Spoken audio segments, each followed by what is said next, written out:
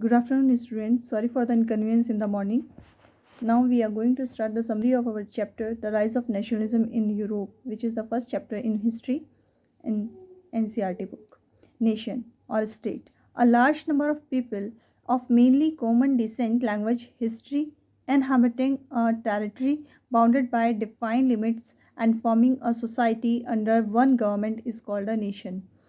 एक बड़ी संख्या में लोगों का वो समूह जो भाषा के आधार पर या इतिहास के आधार पर या एक ही सीमा में रहते हुए किसी भी तरह से जुड़ा हुआ हो, उस आधार पर अगर वो एक ही सरकार के अधीन होकर कार्य कर रहे हैं तो उस सरकार के अधीन आने वाले सभी लोगों का समूह जो होता है वो किसी राष्ट्र या राज्य के निर्माण में सहायक होता है. Frederic Sorrieu and his visualisation. In 1848 Frederick Sorin, a French artist, prepared a series of 4 prints, visualizing his dreams of a world made up of a democratic and social republic, as he called them. 1848 में Frederick Soren, जो कि एक French artist थे, उन्होंने एक series बनाई थी 4 print की, जिसमें कि उन्होंने अपना जो दर्शन था, जो उनका सपना था विश्व को देखने का, उसके बारे में बताया था. जिसमें कि जो उनका सपना था वो उनको ये कहता था कि जो विश्व है वो एक डेमोक्रेटिक यानी कि प्रजातांत्रिक और सामाजिक रूप से गणतंत्र बने. The first print shows the people of Europe and America marching in a long train and offering homage to the Statue of Liberty as they pass by it. जो पहला प्रिंट है वो दिखाता है कि यूरोप और अमेरिका के लोग जो हैं वो एक ट्रेन के इसमें चल रहे हैं, ट्रेन की तरह लंबी लाइन बनाकर चल रहे हैं, एंड ऑफरिंग होमेज, और साथ ही साथ वो जो स्टैचू ऑफ लिबर्टी है उसको अपनी जो श्रद्धांजलि है वो देते हुए चल रहे हैं. स्टैचू ऑफ लिबर्टी जो है वो एक फीमेल फिगर है जो कि प्रस्तुत करती है, जिसके एक हाथ में टॉर्च है जो कि ज्ञान को दर्शाती है और दूसरे हाथ में charter of rights of man है, यानी कि मनुष्य का संविधान है, मनुष्य को कैसे रहना चाहिए उससे जुड़ा हुआ संविधान है. On the earth lies the shattered remains of the symbols of absolutist institutions. धरती पर कहीं कहीं बिखरे पड़े हैं जो निरंकुश शासन से सहमत लोग होते हैं, उन लोगों के जो अस्तित्व के चिन्ह हैं वो बिखरे पड़े हैं.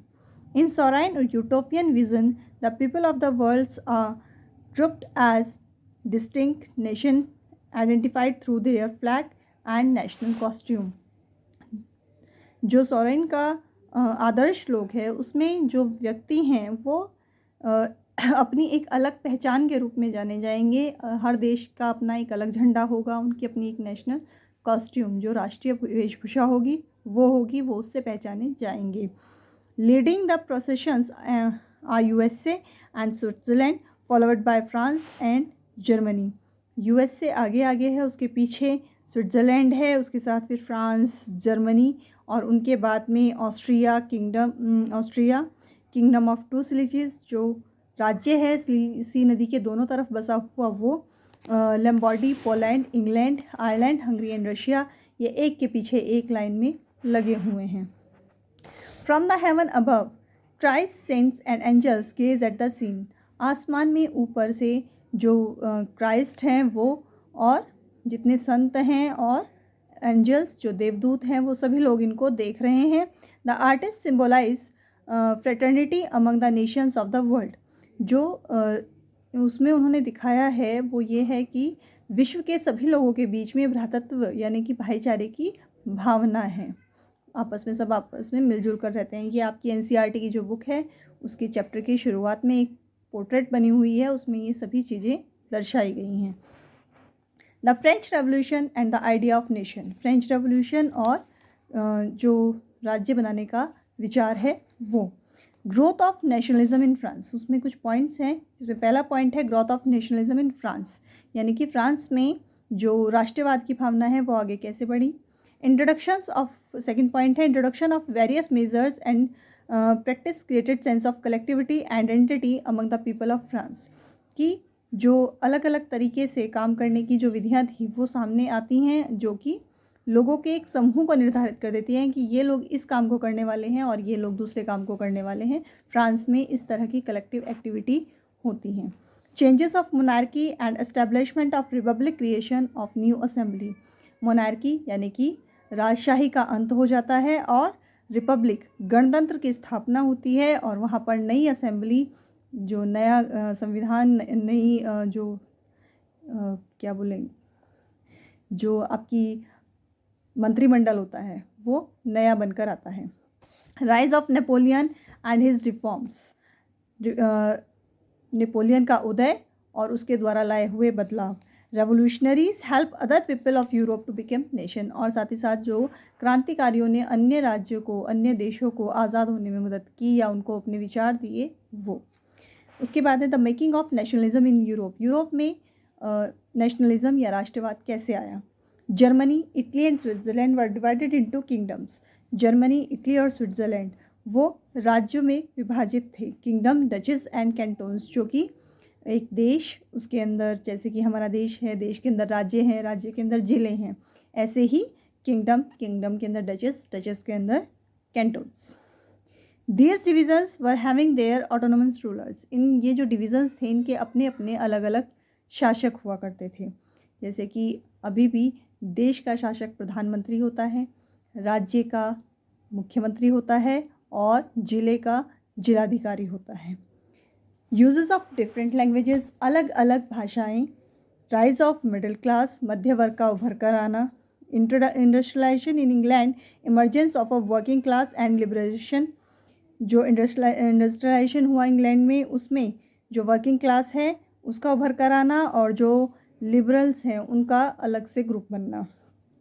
New conservations after 1815 and preservations of traditional institute, नए नए विचारकों का आना 1815 के बाद और जो पुराने विचार हैं या पुरानी जो सभ्यता है उसको बचा कर रखने की कोशिश। After the defeat of Napoleon, the European government follows the spirit of conservation. जब नेपोलियन की हार हो गई उसके बाद जो कंजर्वेशन यानी कि बचाव की जो तरकीब चल रही थी उसको और ज़्यादा महत्व दिया गया। कंजर्वेटिव रिज़म्स व ऑटोक्रेटिक, जो कंजर्वेटिव रिज़म्स थे वो ऑटोक्रेटिक थे यानी कि तानाशाही को पसंद करने वाले थे। Revolutionaries at that time fought for liberty and freedom, और जो रेवोल्यूशनरीज थे, क्रांतिकारी थे, वो उस समय लड़ रहे थे आज़ादी के लिए और अपने आप को अलग से साबित करने के लिए। जैसे कि मज़ीनी ने यंग इटली और यंग यूरोप की स्थापना की। Unification of Italy, Giuseppe Mazzini had played an important role in the unification of Italy. Giuseppe Mazzini ने एक मुख्य रूप से अपना एक अलग रोल निभाया था जिसमें कि इटली को एक राज्य, एक देश के रूप में पूरे को इकट्ठा करके रखने की कोशिश की गई थी। He formed a secret society called Young Italy, उन्होंने एक गुप्त संस्था बनाई थी जिसका नाम उन्होंने रखा था Young Italy. In Marseilles to spread his goals, और वो बनाई थी उन्होंने मर्सिलीज में और अपने जो विचार हैं उनको फैलाने के लिए बनाई थी।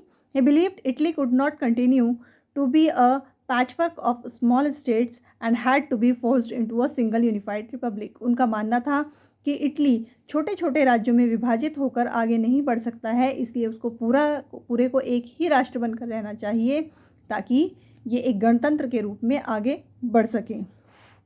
During 1830s, Mazzini sought to put together a coherent programme for a unitary Italian republic. 1830 के बीच में मज़ीनी ने सबको इकट्ठा करके एक प्रोग्राम बनाया था जिसमें कि उन्होंने कोशिश की थी कि जो इटालियन लोग हैं वो एक रिपब्लिक के लिए इकट्ठे हो सके, यानी कि एक गणतांत्रिक रूप देने के लिए इकट्ठा हो सके। As uprising in 1831 and 1848 had failed, the mantle now fell as Saracen pediment under its ruler Emmanuel II to unify Italy. 1831 में आगे बढ़ते हुए 1848 तक धीरे धीरे ये नीचे आने लगा और जो सरन पिडमेंट हुए जो रूलर थे, एमानुअल सेकंड शासक थे, उन्होंने इटली को यूनिफाई करने की कोशिश की। Thank you. The second part will be uploaded on Wednesday.